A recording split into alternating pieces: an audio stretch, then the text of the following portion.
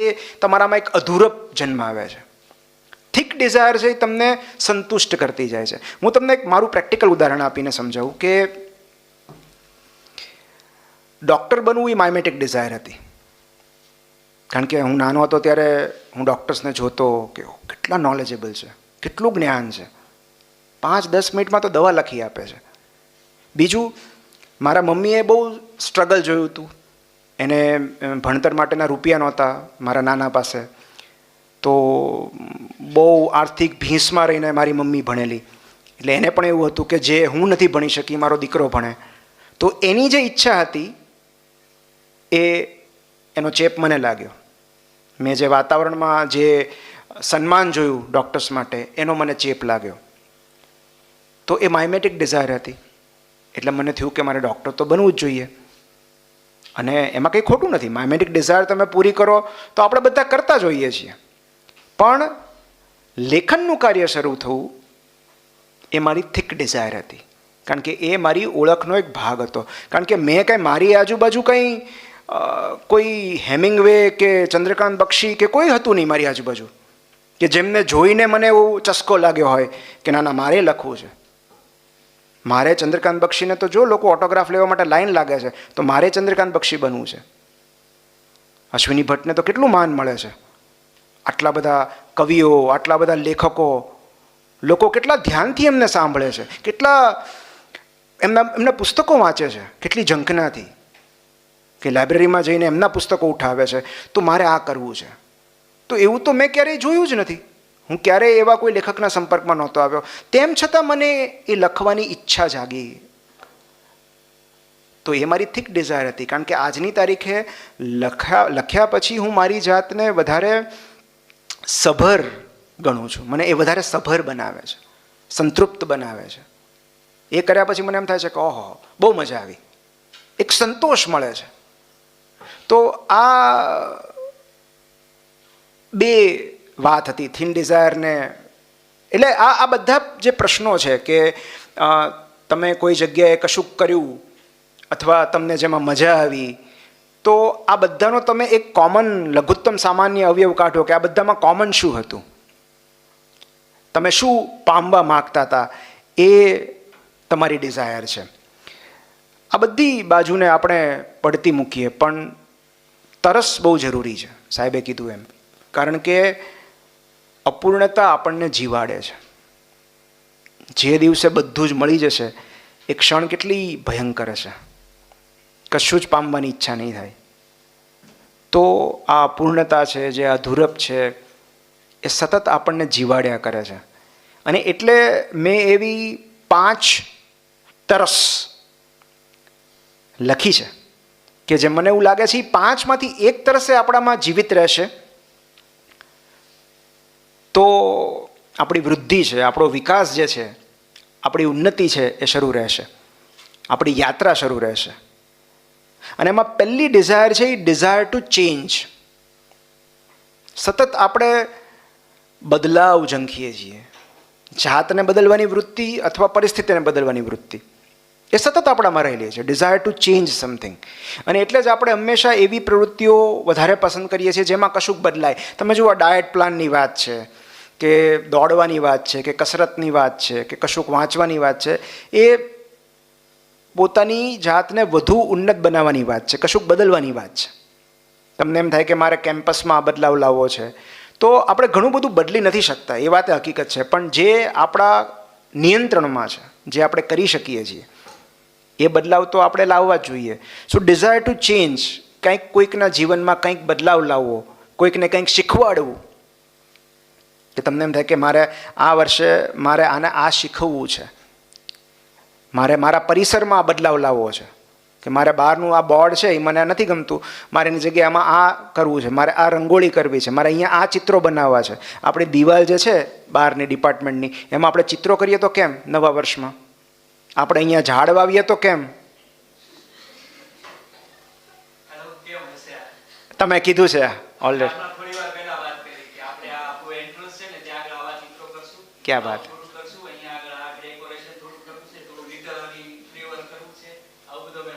સો આ Dzire to change છે.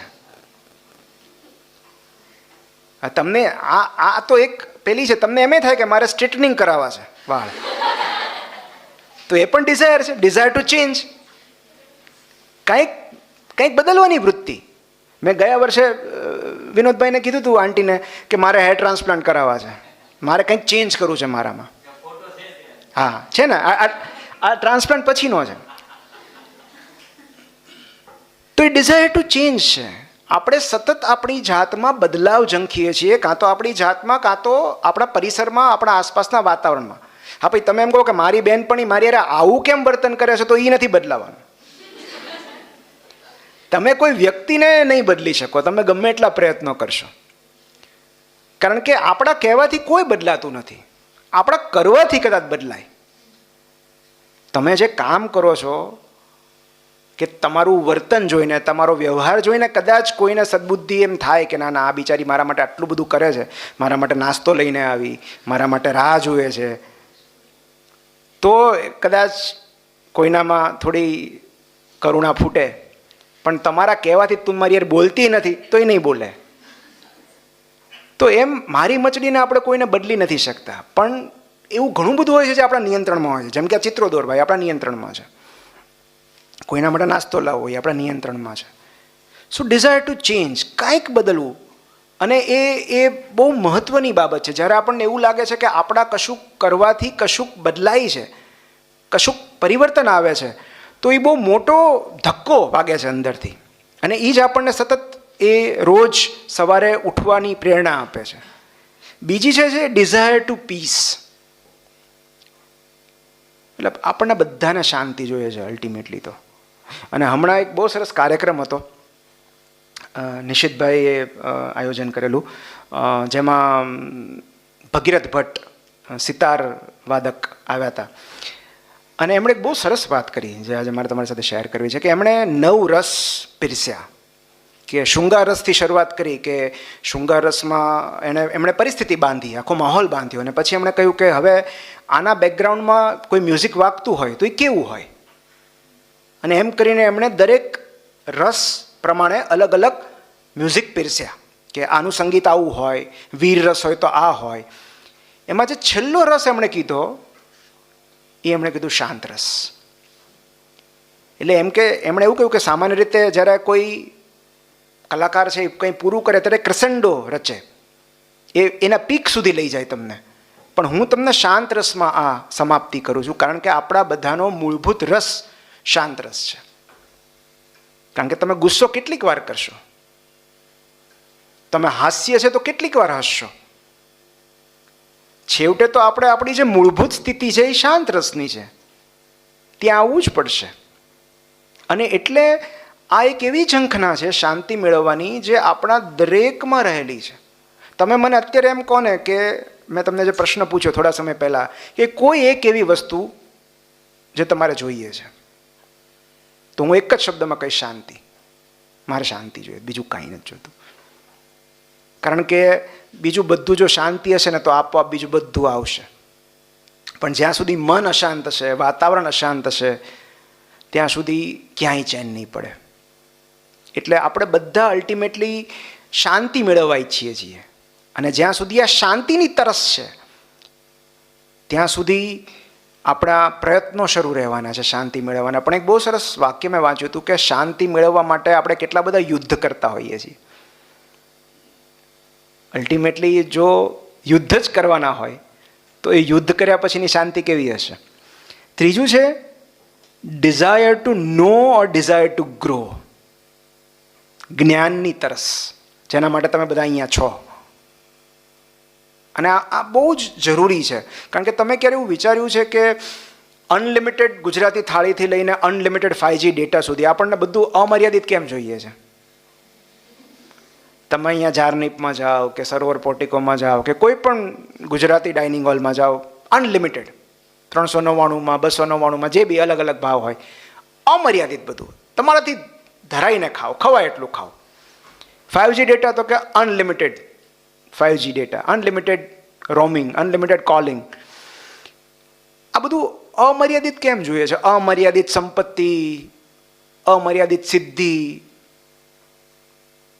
તો એનું કારણ મેં એક જગ્યાએ એવું બહુ સરસ વાંચ્યું હતું કે ભૌતિક અને નશ્વર સીમા રેખાની વચ્ચે એક એવો જીવ આપણી અંદર પુરાયેલો છે જે અનંત સુધી વિસ્તરવા માગે છે. બેઝિકલી આપણી અંદર રહેલા ચૈતન્યને એક્સપાન્ડ થવું છે. અને આ બહારની જે બધી દોડ છે, આ મેળવી લઉં, તે મેળવી લઉં, આ જોઈએ ને, એ તો એનું બાહ્ય લક્ષણ છે કે વધુ પડતું ખાઈ લઉં, વધુ પડતું એકઠું કરી લઉં. તો હકીકતમાં આપણી અંદર રહેલું ચૈતન્ય વિકસવા માંગે છે, કારણ કે આપણી અંદર એવી ઉર્જા પુરાયેલી છે જે ટાઈમલેસ, ફોર્મલેસ, બાઉન્ડલેસ છે. પેલું કહેવાય છે ને નિત્ય, નિરાકાર, અનંત.